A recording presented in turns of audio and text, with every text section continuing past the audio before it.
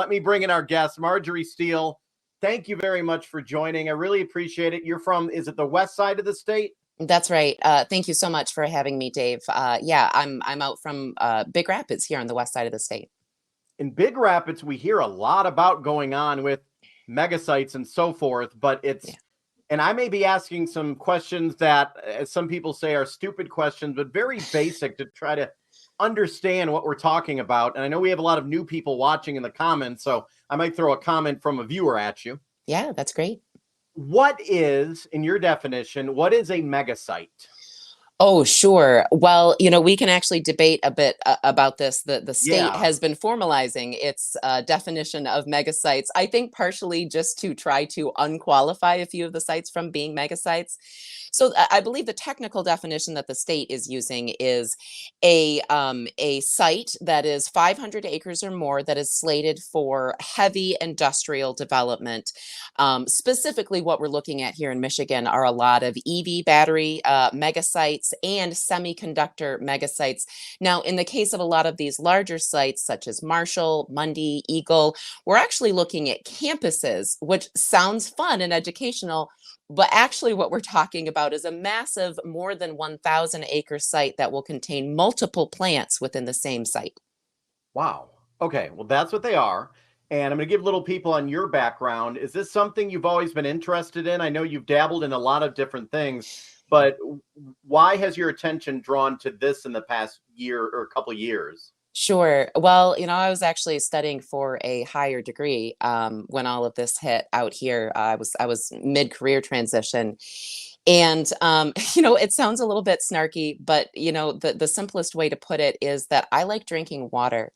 I like making maple syrup from my trees on the property here, which we do every spring. And the water consumption alone that we're looking at from Goshen, which is in less than 5 miles from my house, is more than double what Nestle was asking. That got everyone nationwide so upset just a few years ago.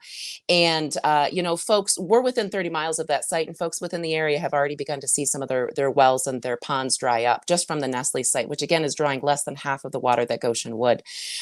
So just on a pure, instinct of survival, I got involved in fighting Goshen. Once we got a better handle on what the MED, or the Michigan Economic Development Corporation, or the MEDC's plan was for the state of Michigan site-wide, we became aware of these other megasites that are identified in in the Michigan Economic Development Guide site selection plan. We started looking at the semiconductor plans in Bondy, an Eagle, and the vast water consumption there, which of course we had to benchmark on our own. Once we learned that we're looking at over 11 million gallons of water per day, or possibly significantly more from each of these semiconductor megasites, it became clear that this is a statewide issue. No environmental impact reporting have been done. No statewide impacts on what the statewide impact of this on our aquifers will be. So yeah, as I say, Dave, I like drinking water, and I think most Michigan residents do too. Wow. I'm going to bring up, this is an article, Automotive News, and this was just, heck, a couple days ago. Goshen to invest $2.36 million in Michigan battery component factory. So there's a lot of issues. There's the environmental aspect. There's the taxpayer issue, because a lot of people may not have known until it got out there, but taxpayers are giving hundreds of millions of dollars to these private companies. So there's so many things to talk about, but the environmental aspect of it. Now, when you say that all that water is needed, I'm betting Michigan is probably, are they even paying for this water, these companies, or we don't even know? No, there's no compensation being given. And, I'm a little bit unqualified to speak to these larger issues. We need to bring an environmental consultant. But, the laws regarding water consumption here in the States and in Michigan, Nestle isn't paying us for our water. They're just taking it. These are natural resources. And I think if you look at Michigan's abundant natural resources, not to harp on the environmental angle too hard, I think it's pretty clear why they've chosen Michigan for these sites. They're all incredibly water intensive.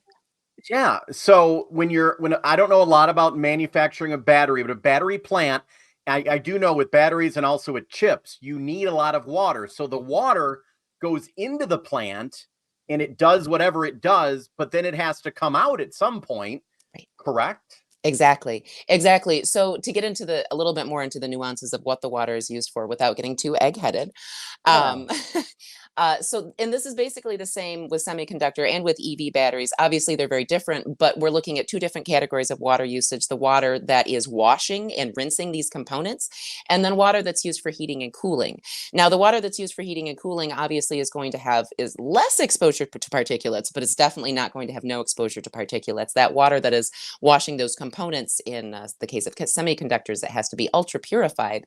The bottom line is that we're left with sludge, and we're left with toxified water that we have to figure out something to do with. Do we, as part, like for example, the Goshen plan, there's not a lot that's been made public. Do we even know what the plan is when it pertains to that water discharge? That is a great question, and it is a surprisingly difficult question to answer.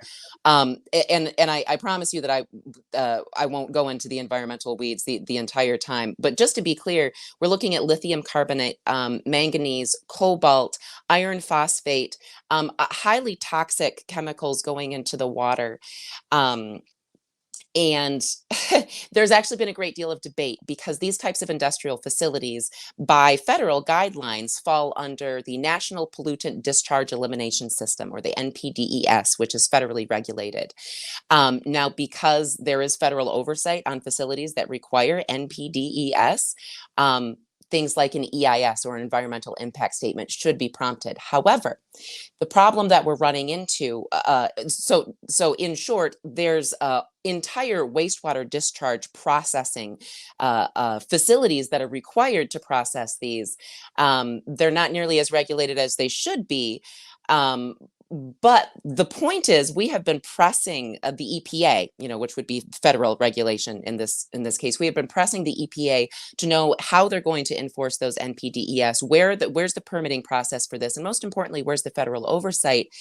And we have been getting constantly deferred back to the state of Michigan and Michigan's environmental regulatory agency, the Department of Energy, Great Lakes and Environment, or EGLE. And of course, EGLE says we don't know anything about an Of course they NPDES. don't. Yeah, good. I was a reporter for 25 years. I worked during the Flint water crisis, Mm. and I will flat out say the state of Michigan lied to my face on almost everything with the Mhm. Flint water crisis. So Yep. they lost my trust. And I know as a journalist, I am not supposed to be biased, but they proved, and they lost the trust. Ask anyone in Flint, and the people there do not trust the state. So, Yeah. um, and then we have the deal. I also brought up Goshen. This is either Chinese linked or a foreign company also. So we're dealing with that as well. Absolutely. Yeah, no, we're not fools. It's a subsidiary of a wholly Chinese owned and operated company. We all understand what subsidiaries are. It's an American subsidiary of a Chinese company. Even more critically, it's a it's an American startup of a Chinese Hmm. subsidiary, which means that all of its resources are coming from its parent company, which is Chinese. So yeah, the idea that this is not a Chinese company and that there's no influence from the Chinese government is just absolutely preposterous. I know there are people in support of this, and the company in the state of Michigan, they often say with subsidies, it's going to bring 2,300 jobs, it's going to bring 3,000 jobs. But there has been so many studies that over the years, those jobs either never show up or they're not as high paying. If you go back and look at the news releases, we always got them in the newsroom. Whatever governor, Republican, Democrat, didn't matter who it was, they'd say, okay, X company is bringing 1,000 jobs. If you went back and looked, maybe 200 jobs. So they promise a lot, but they have a history of not coming through with their promises. Absolutely. The idea that this plant, first of all, we're talking about EV, which is a sector that is moving heavily towards automation. So the idea that this plant is going to produce, what's the projection? 2,300 jobs that are Yeah. paying an average of $60,000 per year, it's absolutely ridiculous. And we've actually run the numbers. Goshen's numbers on their wages have changed significantly and dropped about $15,000 to below the national average median, by the way.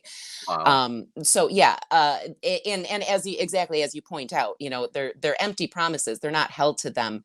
Um, And of course, that's not even touching the local small business that it's going to hurt.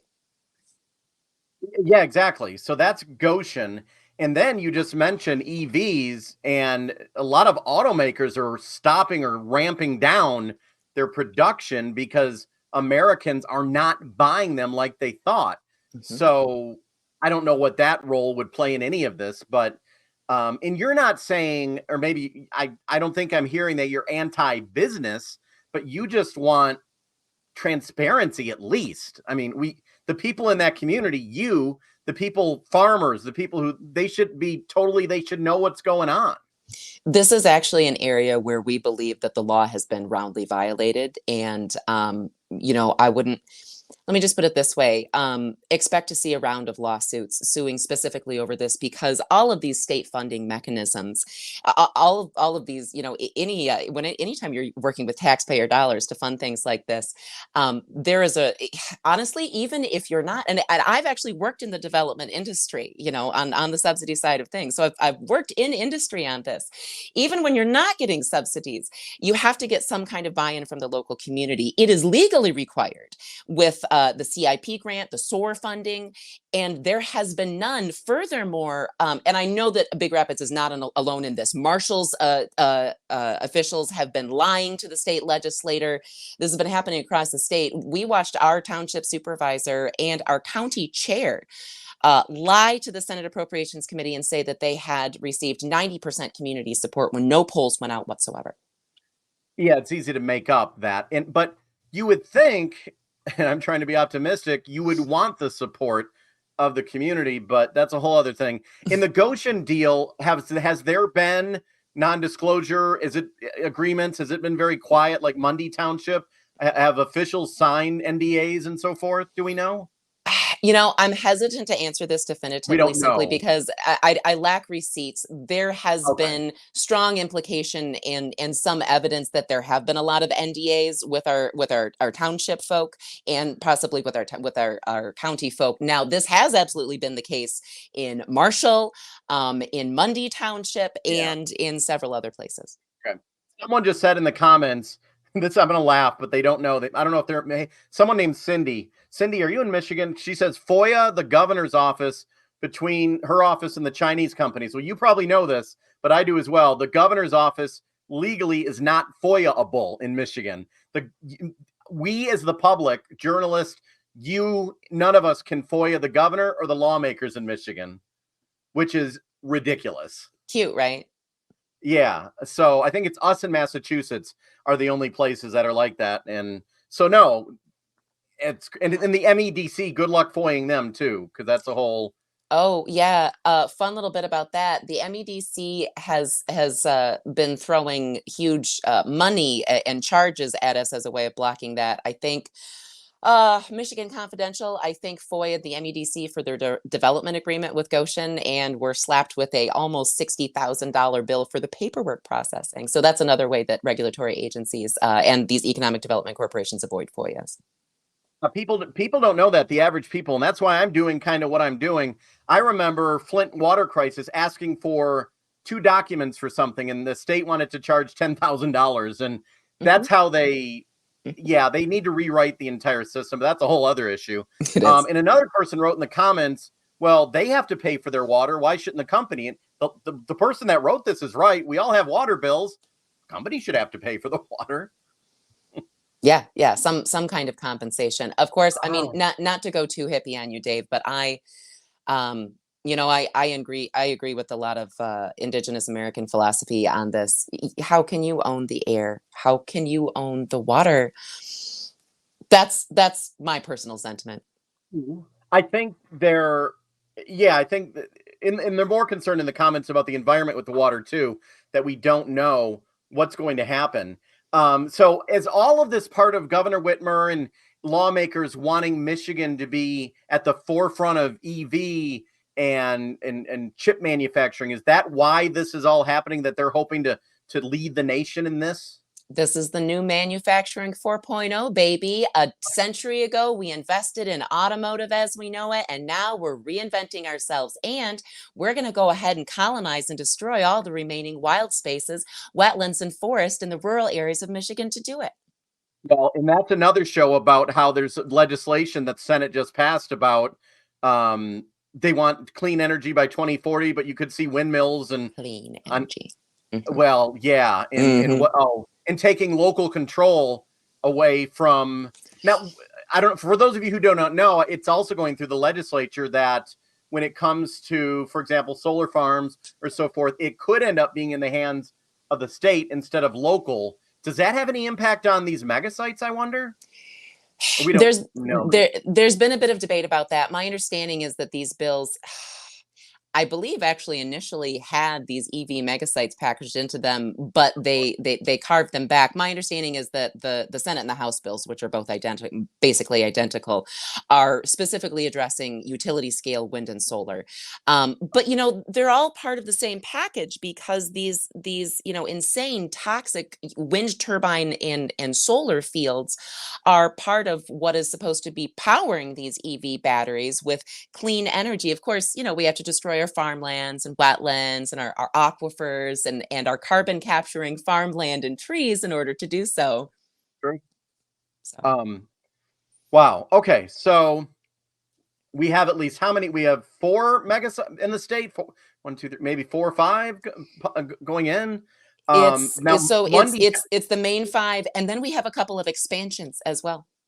Wow. Okay, and we'll get into that in another show. I may have to do Detroit. Please, yeah. But in Genesee County, on my side of the state, where I worked Mhm. in TV news, it was really quiet. No one kind of knew about all of this, and now people are starting to find out because the public's standing up literally on street corners. Yes. Um, but then you have the people who say jobs are good, bringing jobs to a community. But you Mhm. mentioned earlier how it can hurt. How can this hurt local business?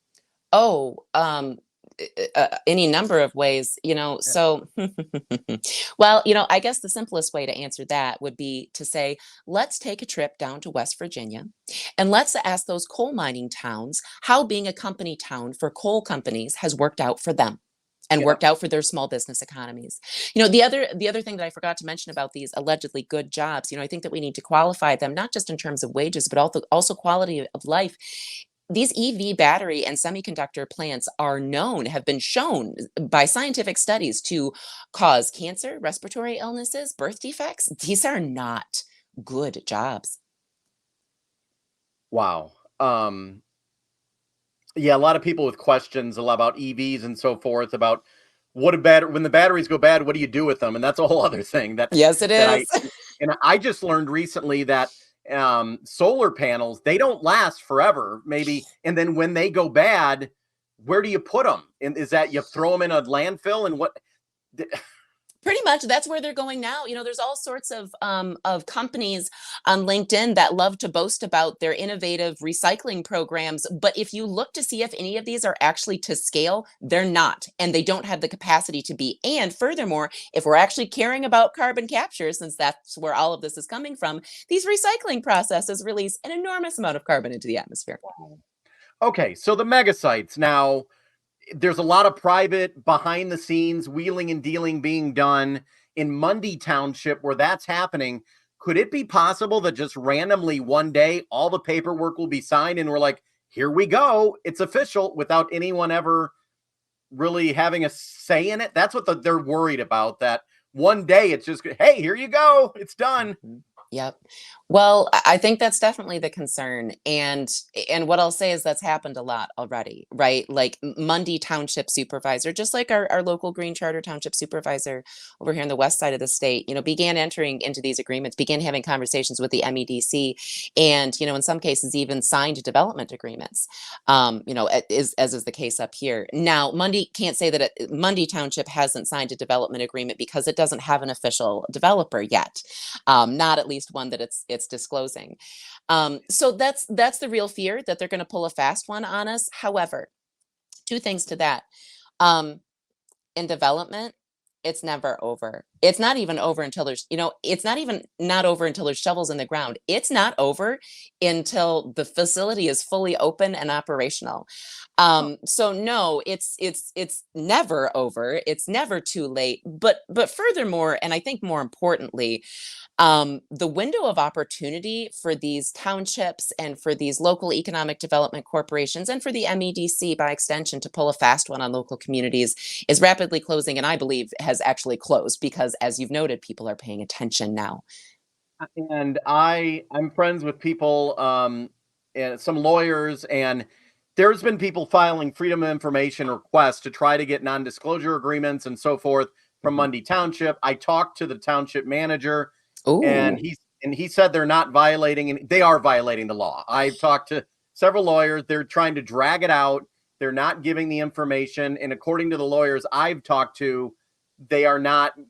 They're dragging the process out, and they're telling them, we need to work on how much we're going to charge you, blah, blah, blah, blah, blah, blah, blah. Mm-hmm. So just be upfront and honest. When you start doing that, people are like, what's going on? Something's weird here. Yeah, well, Mundy's lawyer is, I believe you were referring to Mr. Chad Young. Mundy's lawyer is a real piece of work, and Maida, I'm sorry, the Marshall residents can tell you a little bit about Maida's attorney and their local city attorney as well. Wow. Now there's a lot of money on the line, I'm sure. But someone just said in the comments with the EVs, auto companies, Ford Motor Company just dropped a $20 million or 20 big investment. They're pulling back the reins. What happens if it doesn't go as fast as we think? Is it what's going to happen to these facilities? Or, there's been many government subsidies and projects where we have empty buildings littering parts of the landscape now. For sure. Well, and you and I are both old enough to have seen what happened immediately in the wake of the 2008 Wall Street crash. I remember driving through completely unfinished, half-done, suburbs with bulldozers still parked in them, in Florida. That is not only is that a great question, Dave. I really believe that is the question. Here's the thing, the timeline, I could use Goshen as a case study, but it's similar in all of these other communities. The timeline that these developers are clearly anticipating is absolutely breakneck pacing. Almost Goshen up here in Big Rapids basically just assumed that they wouldn't have to do any permitting at all based purely on the timeline that they've anticipated. If we look at the timeline of all of these subsidies that they're counting on, the Inflation Reduction Act and the Open Inflation Act subsidies, there are timers on these that are going to go off in 2024 that are going to disallow them from importing graphite and other materials internationally, which will shut all of them down.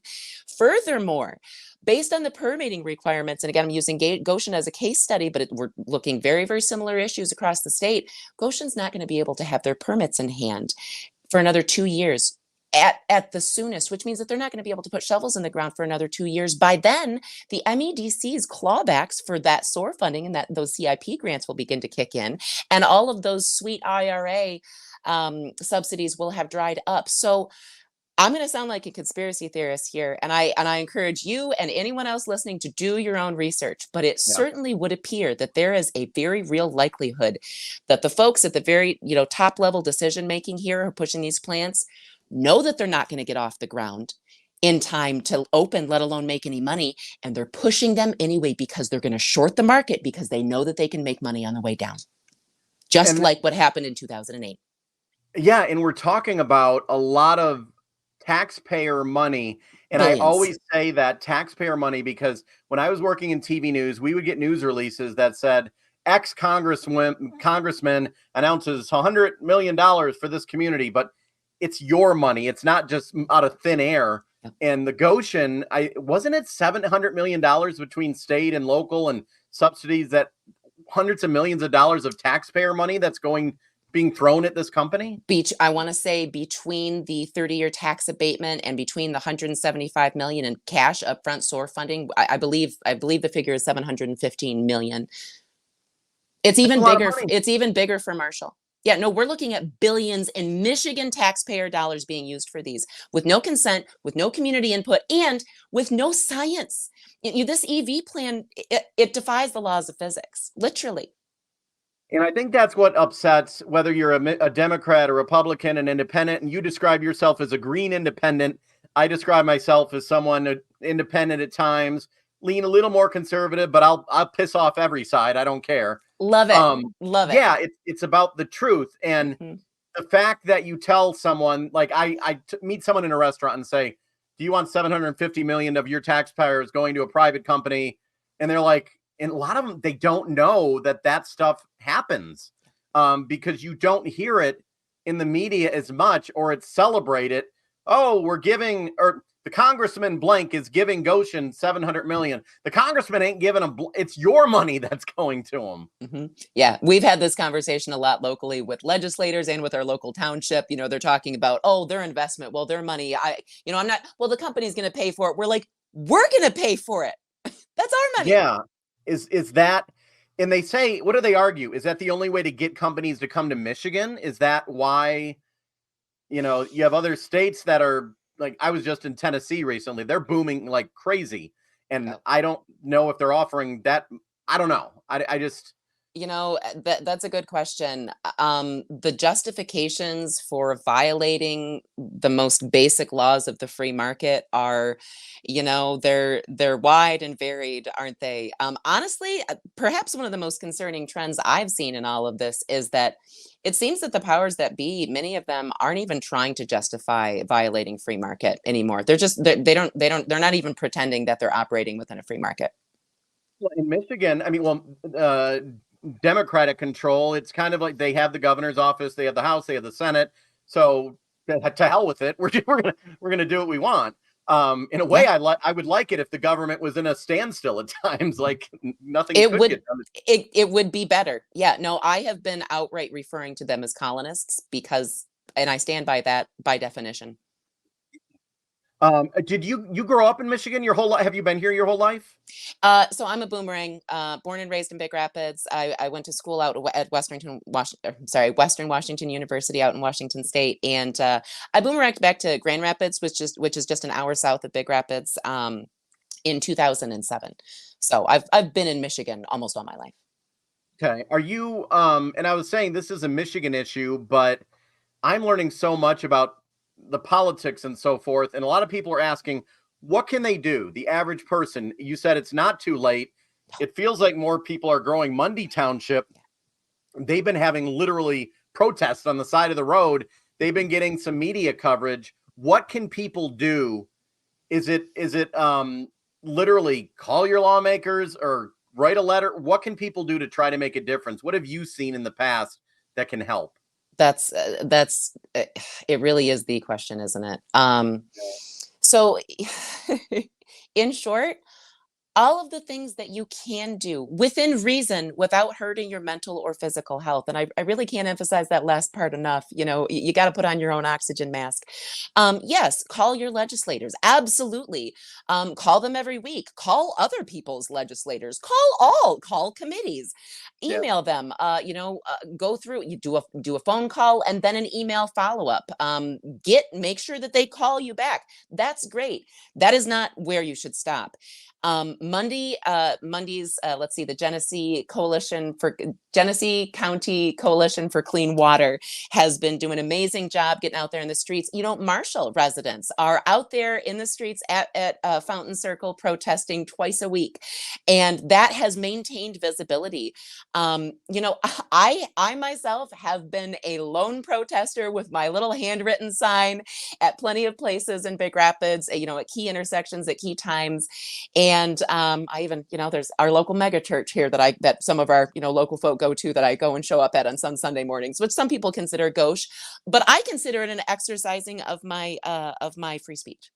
Yeah. So I encourage people to exercise their free speech, but also work with your local community members. See what's going on, not just who the Facebook page administrators are, who's doing the work, what can they do? And in many cases, yes, I would love to say, donate to, Marshall has a local group that is taking donations for their legal defense. Yeah, Idra needs donations too. But I'm not gonna use this space to plug for donations. What I would say is find your local grassroots folks, see what they're doing. And if you can't do anything else, give them cash, because they'll know what to do with it.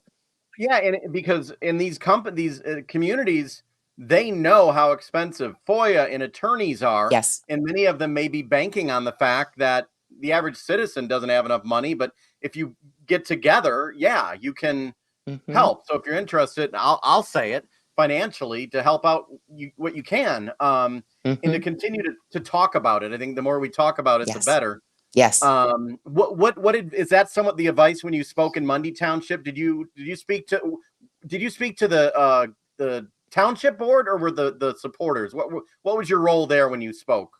Well, I was exercising public comment to address the Okay. board. Joanne Mendy was kind enough to give me her 3 minutes, so I got to speak for 6 minutes instead of three.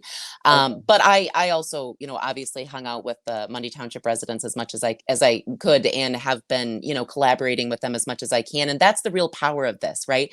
We have Yeah. folks from Mundy, Eagle, Marshall, Shiawassee, out here in Mecosta County, even Detroit, who are collaborating together, sharing resources.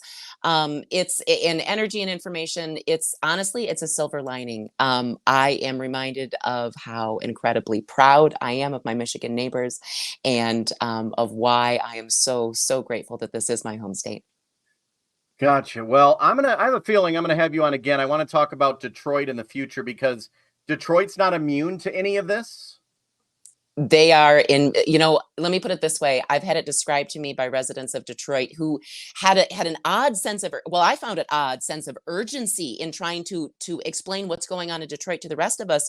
They were like, listen, the legislature they're passing in Detroit is a testing ground for the rest of the state. So I think it's really, really critical for us to Hmm. pay attention to what's going on with some land rights and some unfair taxation issues. Yeah, lots to talk about there. Wow. Okay. Well, I wanted to spend some time and learning from you and getting the word out here. Let me check if there's any questions real quick. Someone just says thank you for getting it out. Let's see here. Let me roll through the question. Someone said it does not seem like legislators care enough. Well, We got to if, make them if care. We got to let that's them know that their jobs are on the line. yeah, because they literally do work for us. Yes, they do. Yep, which is Wow, not the case for these economic development corporations, right? That's leverage that we have with our legislators, and we need to use it. that is true. That's a whole thing. Okay, well, I'm going to let you go. Have a great week. If you learn anything new, message me and I'll have you on again soon. I really appreciate you taking this time on a Sunday night. Thank you so much, Dave. My thanks to you and to your audience for spending time on this really important issue. Really appreciate it.